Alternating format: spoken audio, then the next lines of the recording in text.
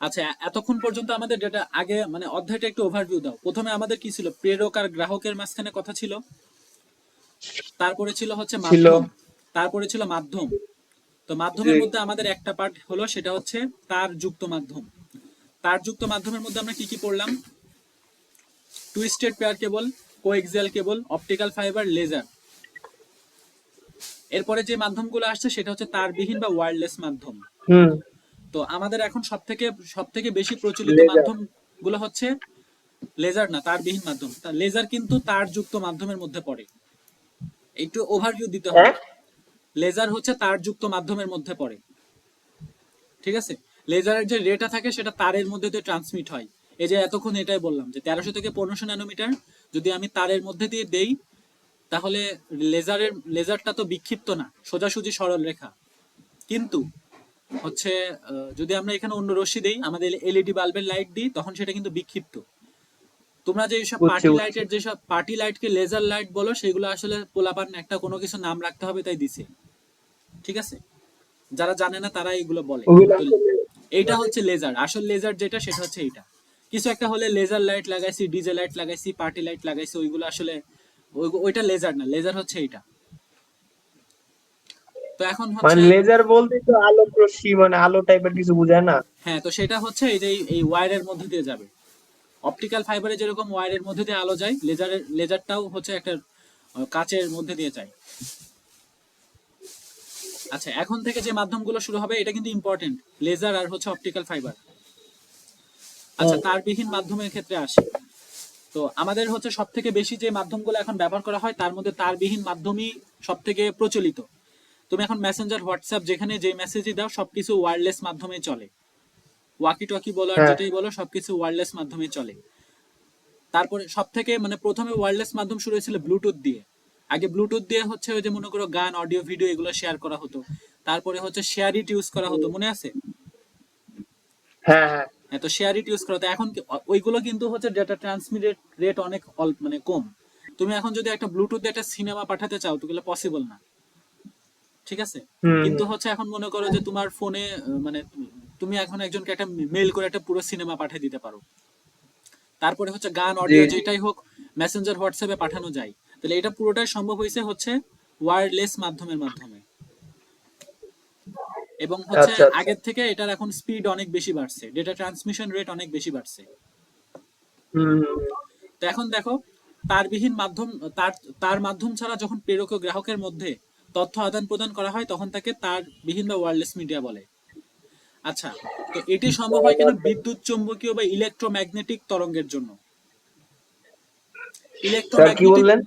তো ওয়্যারলেস মাধ্যমটা পসিবল হয় বিদ্যুৎ চৌম্বকীয় বা ইলেকট্রোম্যাগনেটিক তরঙ্গের জন্য। আচ্ছা হ্যাঁ। ইলেকট্রোম্যাগনেটিক তরঙ্গটা কি সেটা ক্লাস 10-এ থাকতে একবার বলছিলাম, কিছুটা মনে আছে? ইলেকট্রো ইলেকট্রিক কি? বিদ্যুৎ চৌম্বকীয় বা ইলেকট্রোম্যাগনেটিক তরঙ্গ। বিদ্যুৎ চুম্বক, হ্যাঁ বিদ্যুৎ চুম্বকের নামটা শোনা শোনা লাগতেছে। হ্যাঁ, তো এটা এটা কিভাবে কাজ করে মনে আছে? এটা কিন্তু ক্লাস বিদ্যুৎ 10-এ থাকতে চুম্বকীয় তরঙ্গ। পড়াইছিলাম, এখনো রেকর্ডিং আছে চ্যানেলে। আমাদের যে আলো, আমরা যে আলোটাকে দেখি, আলো কিন্তু একটা ইলেকট্রোম্যাগনেটিক তরঙ্গ। মানে আচ্ছা। সেখানে আলোও থাকে, চুম্বকও থাকে, চুম্বকের প্রভাবও থাকে। ঠিক হুম। আছে? তো ইলেকট্রোম্যাগনেটিক তরঙ্গ বলতে বোঝাই, দাঁড়াও, মনে করো কোনো একটা কিছুর, মনে করো তোমার এখানে একটা ব্যাগ রাখা আছে বা কোনো একটা পাথর রাখা আছে। হুম। তো পাথরটাকে তুমি এই দিক বরাবর মনে করো একটা 10 নিউটন বলে টানছো। এই দিক বরাবর হ্যাঁ। হচ্ছে, এই দিক বরাবরও মনে করো যে 15 নিউটন বলে টানছো। তাহলে এখন দেখো, এই দিকেরও একটা বল আছে, এই দিকেরও একটা বল আছে। তো এখন মনে করো হুম। পাথরটা এই 15 নিউটনের দিকে এই মাঝ বরাবর কোনো একটা দিকে সরে যাবে। আর এটার উপরে মনে করো যে ফোর্সটা অ্যাপ্লাই হবে, মনে করো সেটা মনে করো যে 10 স্কোয়ার প্লাস 5 স্কোয়ার, এভাবে একটা মনে করো 7 নিউটন। যে এইদিকে টানলাম 10 নিউটনে, এইদিকে টানলাম 15 নিউটনে। এরপরে লব্ধি মানে টোটাল, মানে এইদিকেও টানছে এইদিকেও টানছি, কিন্তু নিট বল এইদিকে 7 নিউটন বলে এগিয়ে যাচ্ছে। হ্যাঁ হ্যাঁ। ঠিক আছে? ফোর্সটা এটাতে মনে করো যে একদিকে থাকবে চৌম্বকীয় প্রভাব, এদিকে থাকবে, দাঁড়াও একটুখানি যাই, বিদ্যুৎ চৌম্বকীয়। আচ্ছা। মানে এখানে চুম্বক না, সরি, এখানে হচ্ছে মনে করে এখানে বিদ্যুতের প্রভাব থাকবে, হুম। বিদ্যুতের প্রভাব থাকবে, এখানে চুম্বকের প্রভাব থাকবে। মাঝখানে বলটা চলে সেটা ইলেকট্রোম্যাগনেটিক, মানে নতুন একটা, আচ্ছা। মানে এদিক থেকে থাকবে বিদ্যুতের তরঙ্গ, এটা চুম্বকের তরঙ্গ, হুম। মাঝখান থেকে হুম। যাবে নতুন একটা তরঙ্গ, দুইটা তরঙ্গ একসাথে একটা নতুন শক্তি জন্ম দিবে, সেটাকে বলা হয় ইলেকট্রোম্যাগনেটিক তরঙ্গ। আচ্ছা। এবং এই ইলেকট্রোম্যাগনেটিক তরঙ্গ পাস হওয়ার জন্য কোনো মাধ্যমের দরকার হয় না। যেমন আমাদের আলো, নর্মাল যে সূর্যের আলো আসে, সূর্যটাও কিন্তু ইলেকট্রোম্যাগনেটিক ওয়েভ, সূর্যের আলো। এটা হুম। কোনো মাধ্যম ছাড়া, হুম। কোনো তার ছাড়া, কোনো কিছু ছাড়া নিজে থেকে আমাদের পৃথিবীতে এসে পৌঁছায়। এখন দেখো হুম। চিত্রে, এখানে দেখো, এখানে বিদ্যুৎ চৌম্বকীয় তরঙ্গের স্পেকট্রাম দেখানো হয়েছে। স্পেকট্রাম মানে মনে করে যে তরঙ্গ, ঠিক আছে, তরঙ্গ দৈর্ঘ্য বা স্পেকট্রাম। এখানে আমি যেটা এখানে ছবিতে যেটা দেখালাম, যেখানে বিদ্যুৎ প্রভাব আছে, চুম্বকের প্রভাবও আছে, দুটো মিলে একটা নতুন একটা তরঙ্গ তৈরি হয়ে গেছে। হ্যাঁ। ঠিক আছে, তো এই তরঙ্গের কম্পন যত বেশি, আলোর তরঙ্গ দৈর্ঘ্য তত কম। মোস্ট ইম্পর্টেন্ট কোশ্চেন, এগুলো এমসিকিউ তে আসে, দাগায় রাখো। এই তরঙ্গের কম্পন যত বেশি, তরঙ্গ দৈর্ঘ্য তত কম হবে। জিনিসটাকে আমি একটু বোঝাই। তরঙ্গ দৈর্ঘ্য মানে কি সেটা তুই একটু আগে বুঝলে, তাই না? যে একটা হ্যাঁ। পূর্ণ তরঙ্গ হইতে যতটুকু ডিস্টেন্স যাওয়া লাগে, সেটা হচ্ছে তরঙ্গ দৈর্ঘ্য। আচ্ছা।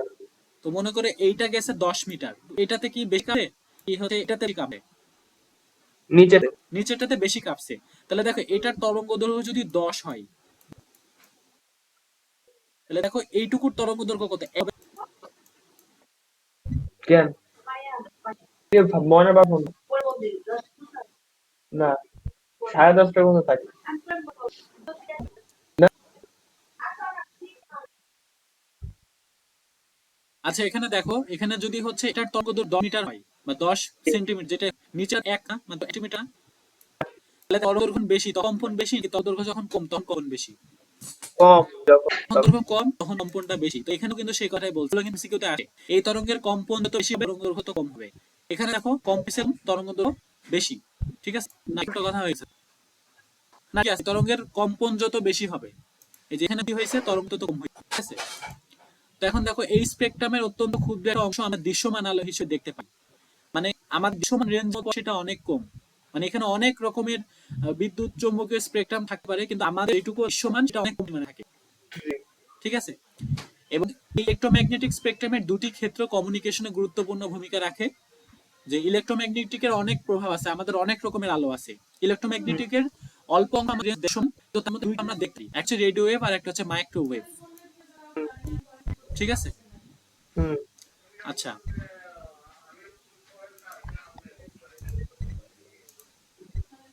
ওইটা আর একটা রেকর্ডিং